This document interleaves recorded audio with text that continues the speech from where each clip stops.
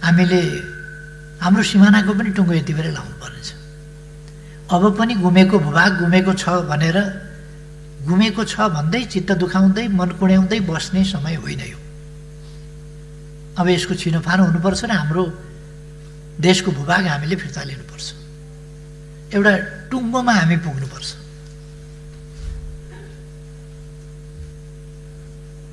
हाम्रो संस्कार संस्कृति कस्तो हो? सांस्कृतिक अधोपतन। एक ढङ्गले सांस्कृतिक हिसाबमा भन्ने हो भने बोल्ने कस्तो, के बोल्ने भन्ने कुरा पनि छैन। तपाईँले सामाजिक सञ्जालमा हेर्नुभयो भने हेर्न नसक्ने खालका कुराहरू, सुन्न नसक्ने खालका कुराहरू, पढ्न नसकिने खालका कुराहरू, सँगै बसेर साथीसँग परिवारसँग कसैसँग पनि पढ्न नसकिने कुराहरू त्यस्तो मन परि लेख्या हुन्छ, अश्लील कुराहरू लेख्या हुन्छ। अथवा हाम्रो संस्कार कस्तो भएर जान थाल्यो भने धितै नमर्ने, मुख छाडेन भने धितै नमर्ने, अति असभ्य ढङ्गले बोलेपछि बल्ल अलिकति धित मरे जस्तो हुने, यो खालको सांस्कृतिक अधपतन। हाम्रो संस्कार हाम्रो संस्कृति कस्तो थियो हामी शास्त्रहरूमा हेर्न सक्छौँ। हाम्रा शास्त्रहरूले भन्छन् देवसभाहरूका चित्रण गरिया हुन्छ। देवसभाहरूमा बोल्दा कसरी बोल्छन् भने अब सम्बोधन गर्नु पर्यो भने हे ब्रह्माजी तपाईँ चतुर्मुखी हुनुहुन्छ, तपाईँका 8वटा आँखा छन्, चारैतिर देख्नुभएको छ, सबै कुरा सुन्नुभएको छ, 4 मुखले तपाईँ 4वटा कुरा एकैचोटि भन्न सक्नुहुन्छ। यस्तो महान हुनुहुन्छ। हुन त 4 मुख भएको कस्तो होला त्यो हेरिसक्नु होला र हुन त, तर पनि अब प्रशंसै गरेको सुनिन्छ है कहीँ पनि। मेरो विचारमा त अब 4तिर फर्किया टाउका 4तिर फर्किया मुख भएपछि त हेरिसक्नु त पक्कै नहोला। तैपनि प्रशंसा गरेर त्यस्तो भन्ने चलन छ, तपाईँ यति महान हुनुहुन्छ, यस्तो हुनुहुन्छ। यस्ता ब्रह्माजीलाई म प्रणाम गर्दछु, सम्बोधन गर्दछु भन्छ। त्यसपछि हे विष्णु अनि उनको चाहिँ प्रशंसा गर्दै तपाईँलाई म सम्बोधन गर्न चाहन्छु। हे महादेव जटाधारी। त्यहाँ त थुप्रै कुराहरू होला नि, तर पनि प्रशंसा गरेको छ। हे विषधर सर्पधारी महादेव यस्ता महान तपाईँ हुनुहुन्छ भनेर अनि सम्बोधन गरेर सुरु गर्ने। हे देवगण त्यसरी सुरु गर्छ। हाम्रोमा तर्क बहस गर्नु पर्यो भने तिमीबाट पहिले चाहिँ जङ्गिएर सुरु गर्छ मान्छेले। यो सांस्कृतिक अधपतनको कुरा हो। हामीले हाम्रो सांस्कृतिक पुनरुत्थान गर्न जरुरी छ। देखि लिएर हाम्रा सबै कुरा, डेमोक्रेसीलाई रिसेपिङ गर्न जरुरी छ, अर्थतन्त्रलाई रिसेपिङ गर्न जरुरी छ। हाम्रा गन्तव्यहरू, हाम्रा बाटाहरू, हाम्रा तरिकाहरू तिनलाई रिसेपिङ आजको समयअनुसार गर्न जरुरी छ। र सत्ताको भूमिका के, प्रतिपक्षको भूमिका के, यसलाई पनि रिसेपिङ गर्न जरुरी छ। पुराना मान्यता, पुराना चलन, पुराना कुरा, उही पुरानो 400 वर्ष अगाडि, 300 वर्ष अगाडि, 500 वर्ष अगाडिका कुरा हामी हेर्छौँ। उदाहरण गर्नु पर्यो भने आज साइन्स एन्ड टेक्नोलोजीको लेटेस्ट आर्टिफिसियल इन्टेलिजेन्सको जमानामा हामी 300 वर्ष अगाडिको पुस्तकको कोट निकाल्छौँ। सन्दर्भ सामग्रीको रूपमा त काम गर्छ, तर त्यो कोटले के गर्ने आज 300 वर्ष अगाडिको। शास्त्रहरूको अत्यन्त दुरुपयोग गर्छौँ। त्यो शास्त्रलाई हामीले सन्दर्भ सामग्रीको रूपमा होइन, मार्गदर्शकको रूपमा लिन्छौँ, जो 300 वर्ष पुरानो छ। आज आइटीको जमानाको होइन, उहिलेको जमाना। मैले एकपल्ट भनेको थिएँ, यस्तै प्रशिक्षण कार्यक्रम चलेको थियो, त्यसमा भन्दाखेरि मैले भनेको थिएँ, उहिले एकजना विद्वानले सर्वसाधारण सबैलाई काम लाग्छ भनेर खोलो तर्दाखेरि जुत्ता फुकालेर कपडा माथि सारेर खोलो तर्नु भनेर छ। उनी तरेको ठाउँमा सानो खोलो रहेछ खोल्सी, त्यस कारण जुत्ता फुकालेछन् र घुँडाभन्दा माथिसम्म सुरुवाल तानेर तरेछन्।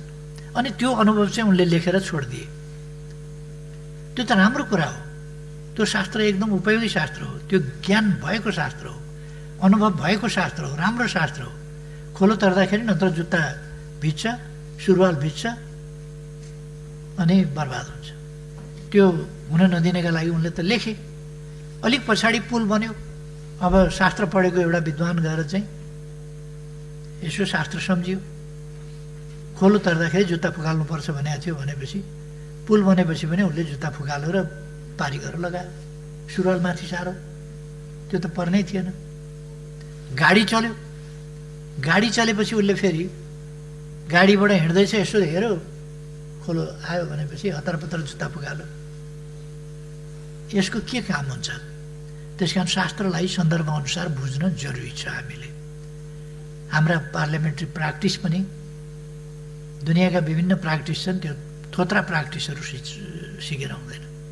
अर्थतन्त्रका सिद्धान्तहरू, अर्थतन्त्र सम्बन्धी कुराहरू, समाज सञ्चालन सम्बन्धी कुराहरू, राज्य सञ्चालन सम्बन्धी कुराहरू, सरकार सञ्चालन सम्बन्धी कुराहरू, यसमा पनि हामी एकदमै ट्रान्जिसनल फेजमै छौँ। हामीले नयाँ अवधारणाहरू नै अगाडि सार्नु जरुरी छ। कतिपय हाम्रा पूर्वजहरूले जुन कुराहरू ल्याए हिजो, त्यो पूर्वजहरूले ल्याएका कुरा कति महत्त्वपूर्ण थिए, त्यसलाई आज हामीले फेरि सही कुराहरूलाई जगाएका पनि छौँ। राम्रा कुराहरूलाई जगाउनु, पुनर्जीवन, पुनरुत्थान पनि गर्नुपर्छ। युरोपले रेनासा भन्यो, पुनरुत्थान भन्यो, पुनर्जागरण भन्यो, तर उनीहरू भर्खर विकास हुँदै थिए। पुनर्जागरण, पुनरुत्थान भन्ने कुरा त्यति उपयुक्त थिएन। हाम्रोमा चाहिँ वास्तवमा पुनरुत्थान, पुनर्जागरण, रेनासा भन्ने चाहिँ हाम्रोमा एकदमै उपयुक्त छ। किनभने हाम्रा पुर्खाहरू उहिले विकासको क्रममा धेरै अगाडि गएका थिए। बीचमा औपनिवेशिक एराले हामीलाई पछाडि धकेलिदियो। त्यसकारण हामी कहाँ पुनरुत्थान आवश्यक छ, पुनर्जागरण आवश्यक छ, रेनासा हामी कहाँ आवश्यक छ। त्यसकारण नीति कार्यक्रमको सन्दर्भमा पनि अथवा नीति कार्यक्रमको प्रस्तुति वा नीति कार्यक्रम सम्बन्धी बहस, यसलाई पनि हामीले यस सन्दर्भमा हाम्रो रेनासाको सम्बन्धमा, पुनर्जागरण, पुनरुत्थान, हाम्रो सामाजिक पुनरुत्थानको सन्दर्भमा बुझ्नुपर्छ। हामी, मैले अघि भने, छिमेक सम्बन्ध कसरी गर्ने, यो छिमेक सम्बन्ध दबेर हाम्रो सार्वभौमसत्ता हामीले एसर्ट गर्न नसकेर, हामीले आफ्नो स्वाधीनताको एसर्टिभ ढङ्गले प्रयोग गर्न नसकेर, हामी आफै हिन ग्रन्थीबाट अथवा कसैले अलिकति धम्कायो भने लच्किएर दबेर गर्ने कि कसरी गर्ने, हाम्रो भूभाग मिचिया छ भने के गर्ने, यी सबै कुरा हामीले नयाँ ढङ्गले व्यवस्थित गर्नु पर्यो। त्यसकारण सरकारले लिम्बियाधुरा लिपुलेक समेतको भूभाग हाम्रो हो भन्यो, त्यसलाई फिर्ता ल्याउँछौँ भन्यो। त्यस अनुसारको नक्सा हामी छाप्छौँ भन्यो। नक्सा हिजोको क्याबिनेटले पास पनि गरिसकेका छ, छापिँदैछ। भोलि पर्सिसम्ममा मान्यजीहरूले प्राप्त पनि गरिसक्नुहुन्छ। त्यसै गरी हामीले संविधान संशोधन गरेर अनुसूची 3 को निशान छाप, त्यस सम्बन्धमा अनुसूची 3 मा व्यवस्था भएको हुनाले संविधान संशोधन गरेर अनुसूची 3 लाई संशोधन गरेर संविधानले देशको कुनै पनि कुरा नचिन्न हुँदैन। त्यसकारण देशको नक्सालाई पनि आधुनिक अहिलेको सही नक्सा चिन्नु पर्दछ। त्यसकारण अनुसूची 3 हामी संशोधन गर्छौँ। त्यो छिटै नै मान्यजीहरू समक्ष यस सदनमा पनि आइहाल्छ।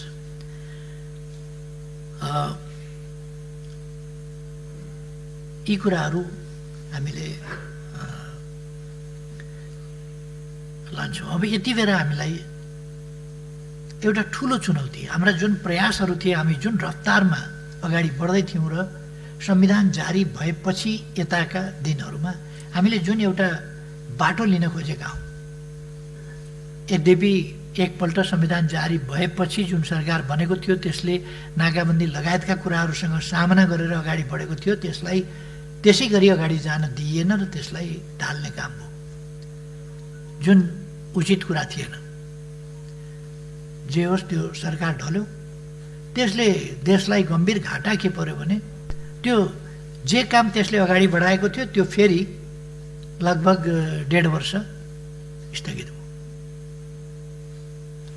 चुनावपछि यो सरकार बनेपछि ती कुराहरूलाई फेरि हामीले अगाडि बढाएका छौँ र त्यो नयाँ ढङ्गले अब देश अगाडि बढेको छ। देशले स्थिर सरकार पाएको छ। यो पक्ष त्यो पक्ष भन्ने मात्रै कुरा होइन, स्थिर सरकार सबै पक्षका निम्ति खुसीको कुरा हो। स्थिरता, स्थायित्व, नीतिको स्थायित्व, कार्यक्रमहरूको स्थायित्व, त्यो सबैका निम्ति खुसीको कुरा हो। प्रतिस्पर्धा आफ्नो ठाउँमा होला, त्यसलाई स्वस्थ प्रतिस्पर्धाको रूपमा परिणत गर्नुपर्ने पनि हामीसँग चुनौती छ। त्यो पनि हामीले एउटा सङ्क्रमणकालीन ढङ्गले नै व्यवस्थित गर्दै लानुपर्ने छ। तर हामीसँग अब त्यो मौका आएको छ स्थिरता स्थायित्वको। यसलाई त्यसै ढङ्गले लानुपर्दछ र त्यो अगाडि जान्छ। नीति कार्यक्रम त्यसै आधारमा हामीले ल्याउन चाहेका हौँ। 2 वर्षसम्म जे काम हामीले गऱ्यौँ साथीहरूलाई थाहा छ। मैले अघि त्यहाँ पनि भने हामीले लोकतन्त्रलाई नयाँ ढङ्गले परिभाषित गरेका छौँ। उचाइको लोकतन्त्र, फराकिलो लोकतन्त्र, व्यापक लोकतन्त्र र संक्षिप्तमा भन्ने हो भने हामीले जनताको लोकतन्त्र भन्छौँ, पिपुल्स डेमोक्रेसी, जनताको जनवाद। एउटै कुरा हो। त्यो कस्तो हुन्छ भन्दा त्यसको विथ डेफिनेसन, त्यसको गन्तव्य कता हो? समाजवाद उन्मुख हो। त्यसै अनुसार हामीले नीति कार्यक्रम ल्याएका छौँ। सामाजिक न्याय र समानताको प्रबन्ध सहितको लोकतन्त्र, राजनीतिक स्वतन्त्रताका हकहरू मात्रै होइन, सम्पूर्ण हकहरू, सम्पूर्ण उसको जीवनका आवश्यक तत्त्वहरू, समाजका आवश्यक तत्त्वहरू, अर्थतन्त्र, समाजतन्त्र, संस्कृति, इन्फ्रास्ट्रक्चर, अरू सबै पक्षहरू सँगै मानव जीवनलाई खुसी बनाउनका लागि चाहिने प्यारामिटर्स, त्यसका मापदण्ड, त्यसका आवश्यकता, ती कुराहरू समेत लोकतन्त्रलाई हामीले परिभाषित गरेका छौँ नयाँ ढङ्गले, उचाइमा, फराकिलो ढङ्गले। र मानव जातिले व्यवस्थाहरूको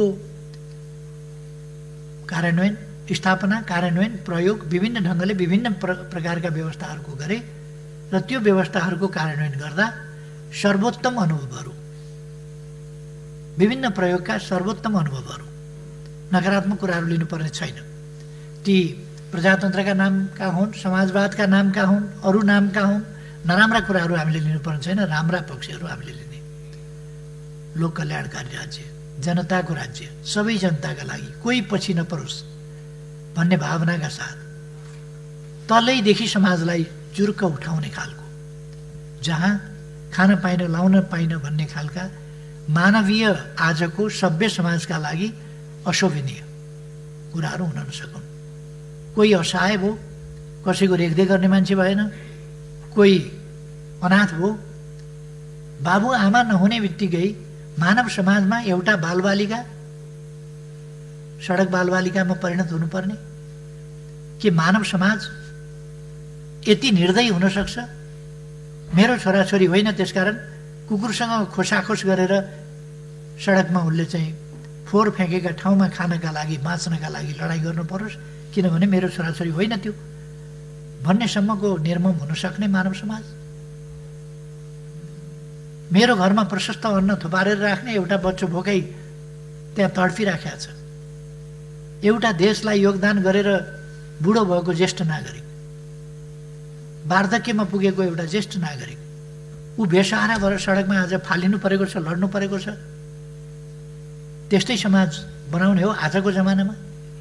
त्यसकारण यी 2 वर्षमा सडक बालबालिका छैनन्। 2 वर्ष अगाडि तपाईँहरूले काठमाडौँमा देख्नुहुन्थ्यो होला, सडक बालबालिका डुङ्गरका थुप्रा थुप्रामा कोही प्लास्टिक तान्दैछ, कोही के गर्दैछ, कोही कुकुरसँग सुतिराखेको छ, कोही के गर्दैछ, कोही मागेर हिँडेको छ, अनेक देख्नुभएको थियो होला। यी 2 वर्षमा सडक बालबालिका छैन, भिखमङ्गा छैन सडकमा। विदेशी भिखमङ्गाहरू पनि गए बाहिर र सडक मानव छैन। हामीले देशलाई आगामी वर्ष साक्षर घोषणा गर्दैछौँ।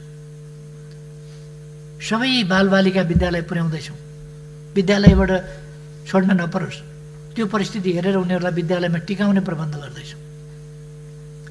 देशलाई खुल्ला मुक्त घोषणा गरेर दक्षिण एसियामा सबभन्दा पहिलो देश हो जसले आफूलाई खुला दिशामुक्त देश घोषणा गर्यो। यहाँदेखि एउटा सभ्यताको माथिल्लो सिँढीमा हामीले उठाएका छौँ। मैले पहिलोपल्ट प्रधानमन्त्री भएका दिन 2 वर्षभित्र तुइन मुक्त गराउँछु देशलाई भनेको थिएँ, तुइन एरा समाप्त पार्छु भनेको थिएँ, तुइन युगको अन्त्य हुन्छ भनेको थिएँ। तर म छिटै हटेँ, त्यत्तिकै हो। अहिले प्रधानमन्त्री भएपछि फेरि त्यस कार्यक्रमलाई हामीले अगाडि बढायौँ र अहिले देश तुइन मुक्त भएको छ। तुइनहरूलाई झोलुङ्गे पुलले विस्थापित गरिएको छ र एउटा नयाँ युग, तुइन मुक्त युग, तुइन युगबाट देशलाई माथि लगिएको छ। एउटा असभ्यताको युग, खेतका छेउमा, बारीका छेउमा, कान्लाका छेउमा यसो ढुङ्गामा छेलिएर नछेलिएर जसरी चल्ने खालको थियो त्यसलाई मुक्त गरेको छ हामीले र एउटा सभ्यताको सिँढीमा देशलाई, विकासको सिँढीमा देशलाई माथि उठाएका छौँ। र तलको मानव जो हजारौँ मानव, धेरै धेरै लाख, कति लाख त नहोला, अलिक सानै सङ्ख्या होला त्यो, तैपनि लगभग लाखको सङ्ख्यामा भन्दा माथि हुन्छ। त्यो मानव सडकबाट आवासमा पुगेको छ, भोकोबाट घाँसमा पुगेको छ। यो विकासको हाम्रो एउटा मोडल हो। कोही पछाडि नपरोस्, पछाडि परेकोलाई ध्यान दिने र पछाडि परेकोलाई अगाडि बढाउने। सँगसँगै हामीले देशको विकास पनि गरेका छौँ। यो लोकतन्त्र जहाँ मान्छे अधिकार प्राप्त गरोस्, अधिकार अवसरसम्म पुगोस्, जहाँ समान उपलब्धिका समान हिस्सेदारीहरू उसले पाओस्, सामाजिक न्याय र समानता होस्, निर्भय जीवन बाँच्न पाओस्, सुरक्षित जीवन बाँच्न पाओस् र सम्मानित जीवन बाँच्न पाओस्। यसरी खुसीको लेभल उसको माथि उठोस्, खुसी हुने स्तरको जीवन प्राप्त गर्न सकोस्। त्यो तरिका साथ हामी अगाडि लाँदै थियौँ।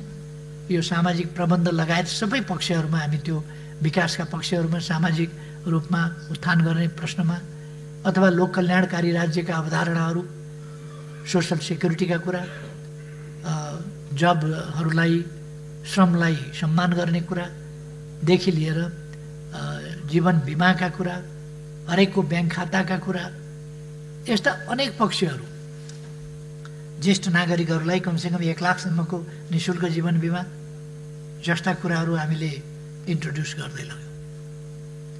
ब्याङ्कले खाता खोलिदिने आफै, त्यो स्तरमा हामीले लग्यौँ। यस्ता थुप्रो पक्षहरू छन् जहाँ हामी अगाडि बढ्दै थियौँ। यसै बिचमा कोरोना हाम्रो अगाडि आइपुग्यो। यो 4-5 महिनामा सुरु देखा परेको डिसेम्बर 31मा देखा परेको, आज मे कति तारिक भयो? 18,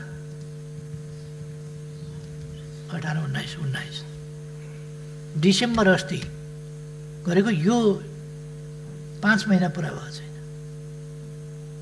यस बिचमा दुनियाँमा 3 लाख मान्छे मरिसके, कति लाख, 38 लाख कति, मैले लेखेँ आफ्नो छु, 48,94,222 जनामा सङ्क्रमण भएको छ। 3,20,181 को निधन भइसकेको छ। यो 5 महिना पुगेकै छैन। 5 महिना पुग्न 10 दिन बाँकी छ, 11 दिन, 12 दिन। 5 महिना पुग्न 12 दिन अगावै यसले विनाश लीला यस्तो जन्मायो 48,94,222 लाई बिरामी बनाइसक्यो, 3,20,181 लाई मारि नै सक्यो र यसबाट आक्रमण यसले गरिसकेपछि बाँचेर फर्किएका अहिलेसम्म 19,08,065 जना मात्रै छन् बाँचेर फर्किएका, जसमध्ये 36 जना बाँचेर फर्किएका नेपालमा छन्। यसले ठुल्ठुला देशहरूमा ध्वंस मचाएको छ। अमेरिकामा 15,50,000 सरेको छ, 91,981। यति बेला यो मैले पढ्दासम्म 92,000 नागिसक्यो मृत्यु हुनेको र 3,56,383 निको भएका छन्। यस्तै गरी थुप्रै देशहरूमा अलिकति राम्रो नतिजा सुरु भए पनि अहिलेसम्म जम्मा 82,960 जना चीनमा सङ्क्रमित भएका मध्ये 78,241 जना निको भइसकेका छन् र सुरुमै उनीहरूका 4,634 जना सुरुमै भन्न त्यहाँ सुरुमा अलिक बढी मरे, त्यसपछि बिस्तारै कम हुँदै गएको छ। अहिले 95 जना बिरामी छन् चीनमा जो निको हुँदैछन्। 10 जना मात्रै अलिकति गम्भीर अवस्थामा हो, अरू 85 जना निको हुँदैछन्। अरू ठाउँमा बढ्दो छ। इन्डियामा पनि 1,01,261 मा सङ्क्रमण भइसकेका छ, 3,164 जना मरिसकेका छन्, 39,233 जना निको भएका छन्। भने हाम्रो सिमाना रोक्दै पनि त्यो खुल्लै जस्तो छ, जसबाट हामी अत्यन्त आक्रान्त र हाम्रोमा तीव्रताका साथ फैलिएको यो खुल्ला सिमानाको कारण र भारतबाट आउनेहरूबाटै बढी फैलिएको छ। यसको उपाय सर्न नदिनु, बिरामी नहुनु मात्रै हो। त्यसकारण मास्क लगाउने कुरामा लापरवाही नगर्नुहोला, सोसल डिस्टेन्स मेन्टेन गर्ने कुरामा साथीहरूले लापरवाही नगर्नुहोला, साबुन पानीले हात धुने कुरामा लापरवाही नगर्नुहोला, धोइराख्नुपर्छ। तातो पानी खाने, तातो पानीको बाफ लिने कुरा बहुत राम्रो हुन्छ, त्यसले फाइदा गर्छ। मैले प्राय भन्ने गरेको छु, यो चाहिँ बाहिरी सतहमा बोसीय तत्त्व, त्यसको चिल्लो तत्त्व, तेलीय तत्त्व बाहिरी सतहमा हुन्छ जो खतरनाक हो। त्यस कारण साबुन पानीले हात धुने, तातो पानीले हात धुने, तातो पानी खाने, बाफ लिने कुराले त्यसलाई कन्ट्रोल गर्छ। र हाम्रो भान्सा अत्यन्तै वैज्ञानिक छ। हाम्रो भान्सा वैज्ञानिक भएको हुनाले प्रतिरोधी क्षमता छ।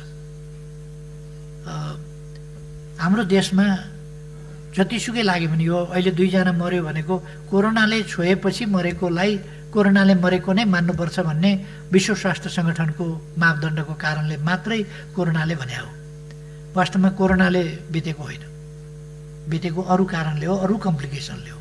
कोरोना बिमारीले त्यस्तो होइन भएको। तर कोरोना लागिसकेको छ भने कोरोनामै गर्नुपर्छ भनेको हुनाले यो कोरोनाले बितेको भन्ने हाम्रोमा 2 जनाको सङ्ख्या आएको। तर नेपालीहरूमा असाधारण प्रतिरोधी क्षमता छ। त्यसो गरेर लापरवाही गर्नु हुँदैन। प्रतिरोधी क्षमता बढाउनुपर्छ र अरू नियमहरूको पालना गर्नुपर्छ, सर्न दिनु हुँदैन। अहिले नीति कार्यक्रमले स्वास्थ्य सम्बन्धी मूल नारा दिएको छ। स्वास्थ्य सम्बन्धी मूल नारा निरोगी नेपाल। निरोगी हुन चाहिँ हाम्रो भान्सा जहाँ बेसार हुन्छ, हामी बेसार खान्छौँ, त्यो एन्टिबायोटिक हो। त्यसले प्रतिरोधी क्षमता बढाउँछ। हाम्रोमा लसुन हुन्छ, हाम्रोमा प्याज हुन्छ, हाम्रोमा जिरा हुन्छ, हाम्रोमा मरिच हुन्छ, हाम्रोमा टिमुर हुन्छ, हाम्रोमा अदुवा हुन्छ। यी सबै कुराहरू, हाम्रोमा अमला हुन्छ, हाम्रोमा कागती हुन्छ। यी सबै औषधीय गुण भएका चिजहरू हुन्। हामी खुर्सानी अलिकति किटिक टोक्छौँ, तरकारीमा खुर्सानी हाल्छौँ। यो सबै चाहिँ नि प्रतिरोध क्षमता बढाउनका लागि हाम्रा पूर्वजहरूले हजारौँ वर्षको अनुभवबाट हाम्रो खानेकुरामा यी कुराहरू मिसाएको। खानेकुरामा अनिवार्य यी चिजहरू गरेको स्वास्थ्यका लागि हो। त्यस कारण यी राम्रा परम्पराहरू हामीले कायमै राख्नुपर्छ। पिज्जाभन्दा ढिँडो त्यही ठिक छ। यो चाहिँ एकदम प्रमाणित वैज्ञानिक कुरा हो र जोगिने कुरा नै प्रमुख कुरा हो। यसको कोरोनाको वास्तवमा औषधि छैन। साह्रै सिकिष्ट भयो भने भेन्टिलेटर राखेर सास फेराउने, सास फेर्न नसक्दा, त्यो बाहेक अरू भन्ने हो भने पर्खिने र प्रतिरोध क्षमताले पराजित गर्ने हो। पानी अलिक तातो पानी प्रशस्त खाने, पखाल्ने, त्यही हो, अरू उपाय छैन। त्यसको तैलीय तत्त्वलाई चाहिँ नै कमजोर पारिदिने र त्यसलाई निष्क्रिय निष्प्रभावी बनाउने, त्यही हो। तर सबभन्दा राम्रो सर्न नदिने, सर्यो भने हाम्रो प्रतिरोध क्षमता राम्रो छ, त्यसमा ध्यान दिनुपर्छ। अब म साथीहरूलाई आग्रह गर्न चाहन्छु, यो कोरोनाले हामीलाई धेरै बर्बाद गरेको छ, तबाह गरेको छ, अझै तबाह गर्ने सम्भावना छ। बाहिरबाट मान्छेहरू आइराखेका छन्, अझ ल्याउनुपर्छ भन्ने छँदैछ। ल्याउनुपर्छ भन्ने चाहिँ एउटा पपुलर हुनका लागि पनि ल्याउनुपर्छ भन्ने, जस्तो कतारमा हामी कुरा गरिराखेका छौँ, त्यहाँ एम्बेसी छ, मैले प्रधानमन्त्रीसँग कुरा गरेँ, हामी त्यहाँ खाना बस्न दिन्छौँ, जब गयो भने आधा तनखा दिन्छौँ, जति पाएको थियो त्यो आधा तनखा दिएर खुवाएर प्याएर राख्छौँ भनिरहेका छ। यहाँका मान्छेहरू कतारबाट किन नल्याएको, आउन चाहेका छन् भनेर सजिलो छ। कतारले आफ्ना मान्छे लग्यो भने कतिजना लग्यो? 100 मान्छे लग्यो। कतारका कति छन् मान्छे यहाँ? कतारले 100 मान्छे लानु र हाम्रो 4.25 लाख मान्छे ल्याउनु भनेको सजिलो छ। 4.25 लाख मान्छे ल्याउन हाम्रा 2टा प्लेनलाई कति समय लाग्छ? 6 महिना वर्ष दिन ती मान्छे ओसार्नै लाग्छ। ती एकै दिन गएका मान्छे होइनन्, 2-4 दिन 1 महिनामा गएका मान्छे होइनन्, वर्षौँ लगाएर गएका मान्छे हुन्। हामीले देखेका छौँ कतार जानेहरूको, खाडीका मुलुकमा जानेको भिड हुन्छ प्लेनमा, एकदमै खाँदा हुन्छ, टिकट पाइन सक्नुहुन्छ। त्यसरी गएको, वर्षौँ लगाएर गएको मान्छेलाई किन नल्याएको भनेर त्यहाँ खाने बस्ने प्रबन्ध भइराखेको छ भने, त्यहाँ उपचार भइराखेको छ भने ल्याउन हतार गर्नुपर्ने त्यस्तो कारण हुँदैन।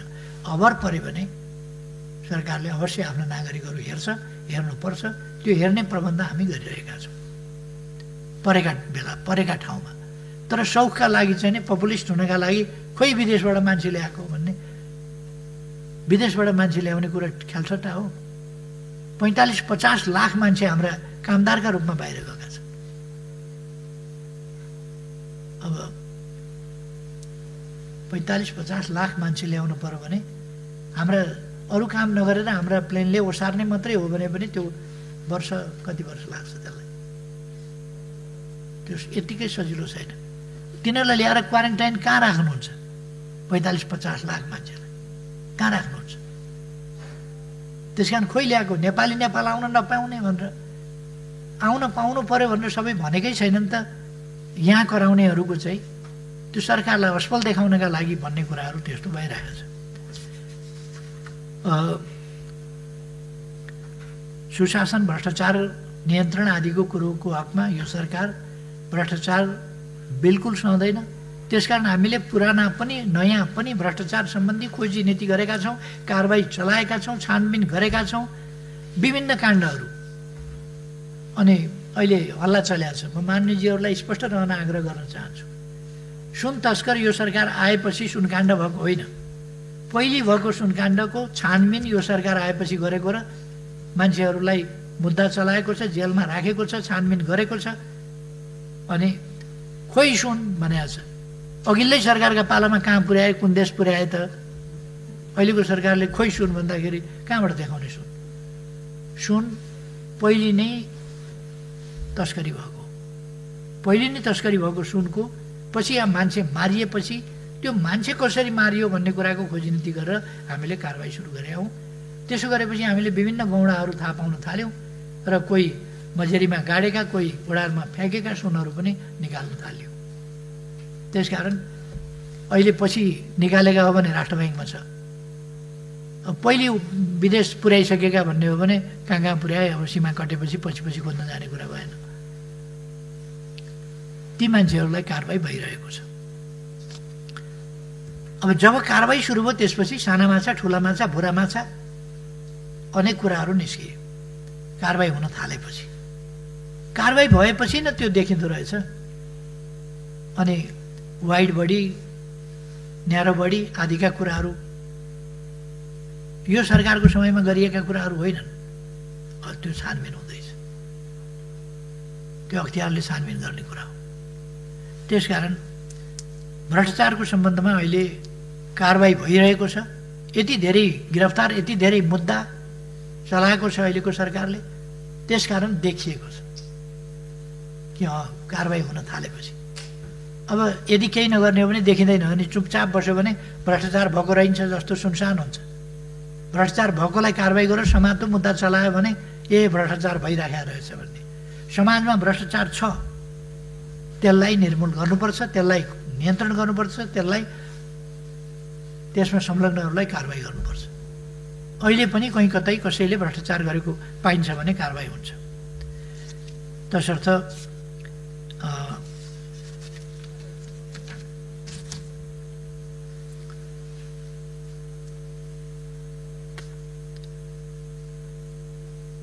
यो सरकारले अघिल्ला 2 वर्षमा गरेका कामहरूको समीक्षा गरेका छ।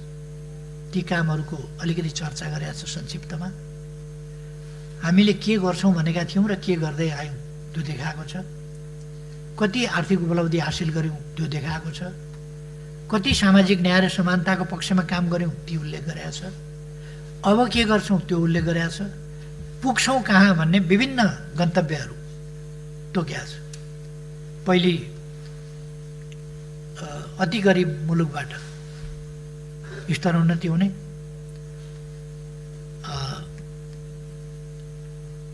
एसडिजी गोलहरू, एसडिजीका लक्ष्यहरू ती प्राप्त गर्ने, त्यसपछि नेपाललाई एउटा उन्नत स्थितिको देशमा लाने, त्यसका निम्ति योजनाबद्ध ढङ्गले काम भएको छ। यति बेर अहिले यो कोरोनाले गर्दाखेरि यस काममा गम्भीर व्यवधान पैदा भएको छ। तर यी व्यवधानहरू अस्थायी हुन्। हामी कोरोनालाई सकेसम्म छिटो नियन्त्रण गर्छौँ र अगाडि बढ्छौँ। त्यसकारण म साथीहरूलाई आग्रह गर्न चाहन्छु, कुनै कन्फ्युजनमा नपर्नुहोस्।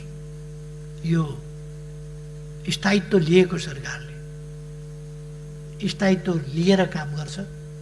आगामी 3 वर्षका योजनाहरूका साथ, त्यसभन्दा पछिका योजनाका साथ यो 3 वर्षको कार्यकालभित्र अति गरिब अल्प विकसित राष्ट्रको स्तरबाट विकासशील राष्ट्रको स्तरमा स्तरोन्नति हुने, त्यो लक्ष्य अहिले प्राप्त गर्ने र त्यसपछि दिगो विकास लक्ष्यहरू प्राप्त गर्ने, त्यसपछि एउटा विकसित राष्ट्रको हैसियत प्राप्त गर्ने, यी कुराहरूमा हामी स्पष्ट छौँ र नीति कार्यक्रम त्यसै हिसाबले आएको छ। मान्यज्यूहरूका छलफलहरूमा यिनै कुरा प्रतिबिम्बित भएका छन् र त्यसमा म एश्योर गर्न चाहन्छु, राष्ट्रियताको मामलामा अथवा लोकतन्त्रको मामलामा अथवा सामाजिक न्याय र समानताको मामलामा अथवा अरू विकासका विविध पक्षहरूको मामलामा मान्यज्यूहरू निश्चिन्त रहनुभयो हुन्छ। यति बेला हामी सबै मिलेर एकजुट भएर अगाडि बढ्नुपर्ने समय हो र हामीलाई सिमाना, मिचिएको सिमाना प्राप्त गर्नु छ। एकजुट भएर गर्न सकिन्छ त्यो काम। कोरोनाका विरुद्ध लड्नु छ र कोरोनालाई पराजित गर्नु छ सकेसम्म छिटै, किन यो जति लम्बिन्छ त्यति बढ्छ। जति नियन्त्रण हुन, छिटो नियन्त्रण हुन सक्दैन त्यति बढ्छ। यो जति यो लम्बिन्छ त्यति यसले अर्थतन्त्र र समाजलाई छेदविच्छेद बनाउन काम गर्छ। हाम्रा विकासका प्रयासहरू, चाहनाहरू, त्यसलाई पनि यसले व्यवधान गर्छ। त्यसकारण यसलाई हामीले सकेसम्म छिटै नियन्त्रण गर्नु छ। त्यो नियन्त्रण हामी एकताबद्ध भएर गर्न सक्छौँ। यस सन्दर्भमा नेपाली जनताले जुन सुझबुझ देखाएको छ, जुन नियमहरूको पालना गरेको छ, जुन सजगता देखाएको छ, त्यो सजगताका लागि म धन्यवाद भन्न चाहन्छु आम नेपाली जनतालाई। उहाँहरूको सजगता, उहाँहरूको साथ सहयोग, उहाँहरूले सरकारलाई गर्नुभएको समर्थन, त्यसले फैलिनबाट रोकेको छ। दुनियाँमा यद्यपि हामीले 2टा कोरोनाबाट दिवंगत भयो भनेपछि, तर त्यो दिवंगत भएको पनि यो सङ्ख्या पनि अत्यन्त न्यून हो दुनियाँको। तपाईँले हेर्नु भने, मैले भने नि, अमेरिका जस्ता देश, रुस जस्ता देश, भारत जस्ता देश अथवा इटली जस्ता देश, स्पेन जस्ता देश, बेलायत जस्ता देश, जर्मनी जस्ता देश, यी सबै यति भयानक आक्रान्त छन्। ब्राजिल इपिसेन्टरको रूपमा डेभलप गरिरहेको छ, भयावह स्थिति छ भने हाम्रो गरिब देश त त्यस स्थितिमा पुगेकै छैन। 377 कि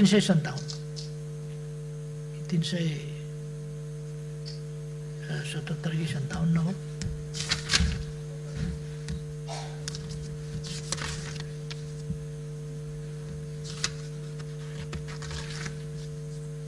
हाँ, 377 जनामा कन्फर्म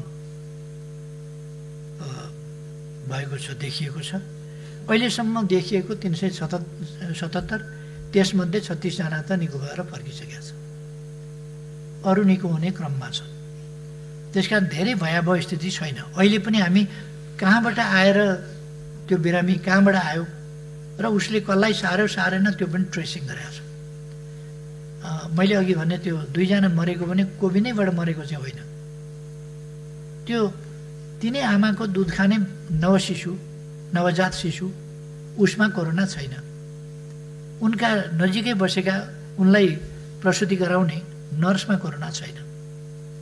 उनका वरिपरि बसेका परिवारका मान्छेहरू, नजिक भएका आफन्तहरू, उनीहरूमा कोरोना छैन। अथवा उनमा कोरोना त्यस्तो निधनै हुनुपर्ने गरी होइन, कहीँबाट उनमा चाहिँ कोरोना सरेको छ। त्यसको अध्ययन अनुसन्धान हुँदैछ। तर त्यो कोरोनाकै कारणले उनी मर्दा त अरू धेरैमा सङ्क्रमित भइसकेका हुनुपर्थ्यो, त्यो छैन। त्यो खालि कोरोना छोएको हुनाले त्यस्तो भन्ने कुरा हो। मान्यजीहरूले राख्नुभएका जिज्ञासाहरू मूल ढाँचामा, मूल विषयहरू यिनै विषयहरूमा राख्नुभएको छ। मैले एउटा विषयमा प्रवेश नगरेको, यिनै विषयहरूमा मान्यजीहरूले क्वेसनहरू रेज गर्नुभएको छ। मलाई लाग्छ स्पष्ट हुनुभयो होला साथीहरू। र म आग्रह गर्न चाहन्छु, यो कोरोना नियन्त्रणका लागि क्वारेन्टाइन विस्तार गर्ने कुराहरूदेखि लिएर सबै योजनाहरू हामीले गरिराखेका छौँ। किट्सहरू आदि चिजहरू ल्याउने त्यसका लागि काम गरिरहेका छौँ। त्यस कारणले यो नियन्त्रण गर्न सकिन्छ। साथीहरू एकदम आश्वस्त हुन र यो नीति कार्यक्रम सबैले समर्थन गर्न र यसलाई सर्वसम्मतिले पारित गर्न म सबै साथीहरूसँग हार्दिक अनुरोध गर्न चाहन्छु र आफ्नो भनाइ टुङ्ग्याउँछु। सम्मान्य अध्यक्षज्यूलाई धन्यवाद भन्न चाहन्छु, मलाई समय दिनुभएको।